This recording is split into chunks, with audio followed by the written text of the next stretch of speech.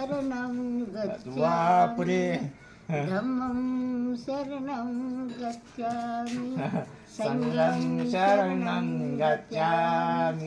हा, आता सुरू करा आजी एकदा. आजी जय भीम. जय जय भीम. भीम. बघा आजीचा काय आवाज खणखणीत आहे. हा, आजी काय बोलतात. आजी कोणतं सारोळ्या गाव आहे ना. हो. सारोळ्या गावचे आहेत हो. माजलगाव आणि जिल्हा बीड या ठिकाणचे आहेत.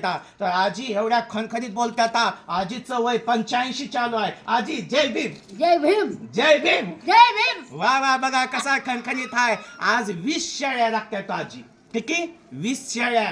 हा. 20 का 25-30 शेळ्या. आणि एवढ्या आजीला म्हणलं आजी तुमचं वय एवढं आणि तुम्ही एवढ्या शेळ्या लागतात. बापरे, बघा आजीला खणखणीत माझ्या बोलणं. माईचं दूध आहे, ऐकण्यात- माझ्या माईचं दूध.